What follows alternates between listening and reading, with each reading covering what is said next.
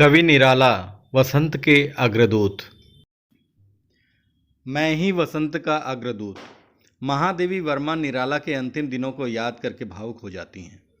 बोलते बोलते उनका गला रुंध जाता है। वो कहती हैं, उस वक्त समझिए कुछ नहीं था। एक फटी चादर थी, वही छेद वाली फटी चादर ओढ़कर जमीन पर लेटे थे। अब तो रोना आ जाता है, बहुत कष्ट होता है उनको सोचकर। उनका एक टूटा बक्सा था जिसमें पैराडाइज लास्ट और गीता, दो किताबें थीं। एक कपड़ा भी दूसरा नहीं। उसके बाद सरकार को पता चला उनकी मृत्यु का। ये तो वही हुआ कि उनका चित्र लेना है।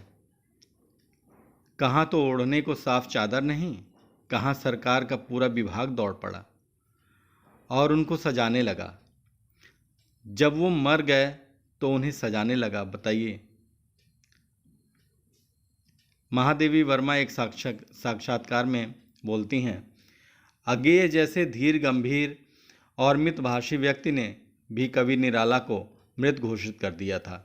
यह बात निराला को शूल की तरह जीवन भर चुभती रही। अपनी विक्षिप्त मनोदशा में वो बार बार इस उद्धरण को खुद दोहराते रहते, निराला इज डेड।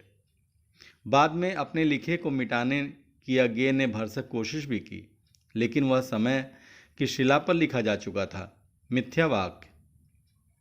उस मिथ्या दुष्प्रचार में अज्ञेय निमित्त भर बने थे। उसे निराला के अलावा कौन मिटा सकता था। अंततः निराला ने तुलसीदास लिखकर उस प्रवाद का रचनात्मक प्रत्याख्यान किया।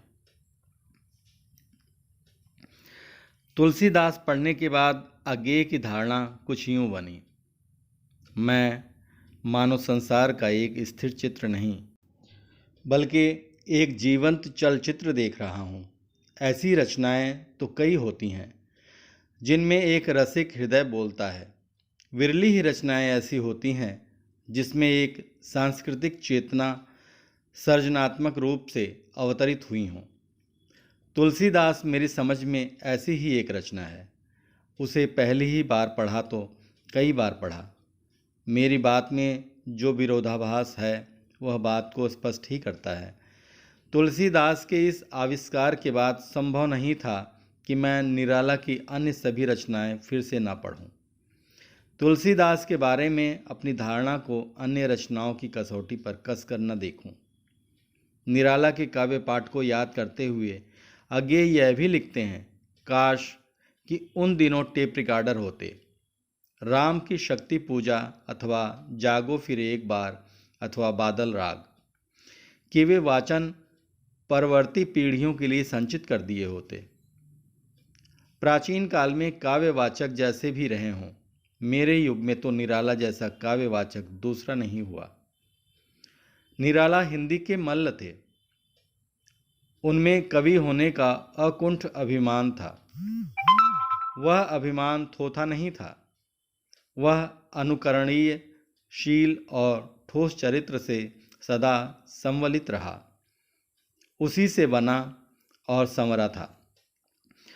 उस अभिमान को कोई चुनौती दे, यह निराला को बर्दाश्त नहीं। इसी आत्मबल से वो गांधी और नेहरू के सामने सीना तान कर खड़े हो गए थे। मुखापेक्षिता और याचना के लिए निराला के व्यक्तित्व में तिल भर अवकाश नहीं था। इससे वो जीवन भर लड़ते रहते और अभाव का गरल पीते रहे। हमें स्कूल स्तर से ही निराला के विद्रोह के बारे में पढ़ाया जाने लगता है। सच भी है, निराला ने अंधकार, अशिक्षा और पराधीनता की जिस कारा को तोड़ा, उन्होंने भारतीय संस्कृति और मनीषा के जिस रिक्त को समृद्ध किया, हिंदी उनके दाय को कभी नहीं भुला सकती। पाठकों के मन में निराला की क्रांतिधर्मी चेतना का सम्मान और भी बढ़ जाता है जब हम उनके परिवेश के बारे में पढ़ते हैं। आधुनिकता और प्रगतिशील मूल्यों का यह पुरोधा अपने अभाव, परिवेश और पिछड़ेपन में मध्यकाल में जी रहा था। वह वहाँ अखबार नहीं पहुँचते थे, लिखने के लिए कागज़ नहीं थे, वह पूरी तरह संचार से कटा हुआ था। जयशंकर प्रसाद को लिखे उनके पत्र इस बात की गवाही देते हैं। वो लिखते हैं, आप मुझे पत्र लिखने पर अपना एक सादा लेटर पेपर साथ ही रख दिया कीजिएगा। वज्र देहात है, यहाँ कागज का बड़ा अभाव रहता है। निराला की साहित्य साधना 3। 9/12/27 के उक्त पत्र का उल्लेख करते हुए राम स्वरूप चतुर्वेदी कहते हैं, यह उस कवि का संघर्ष है जिसे आगे चलकर राम की शक्ति पूजा और तुलसीदास लिखना है। क्रांतिधर्मी कवि कलाकार बहुधा तेजोदीप्त हो तमाम मानवीय मूल्यों की अनदेखी कर जाते हैं। उनके तेज प्रबंधन में बहुत कुछ समूल उखड़ जाता है। कबीर का तेज भी इस बात की सनद है। तीक्ष्ण विवेक के स्वामी, भाषा को मनोनुकूल हाँकने वाले और ना काहों से दोस्ती ना काहों से वैर के निर्भ्रांत उद्घोषक कबीर भी स्त्री को मान न दे सके। नारी विषयक बद्धमूल आदिम धारणा को वो तनिक हिला न सके और कह बैठे, नारी की छाया पड़त अंधा हो भुजंग।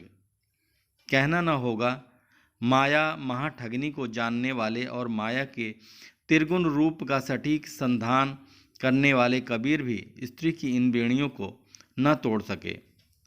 और ताज्जुब तो तब होता है जब निवृत्त कामी वही कबीर स्त्री का भेष धारण कर ईश आराधना में रागात्मिका वृत्ति से जुड़ जाते हैं। निराला में मानवतावाद सर्वोपरि था। उनका कवि स्त्री को देखते समय सहिष्णुता, धीरज और शील का परिचय देता है। वह स्त्री को देखकर गुहावास नहीं करता, उसकी छाया से बचकर भागता नहीं, बल्कि उसके लिए शीतल छाया की चिंता करता है।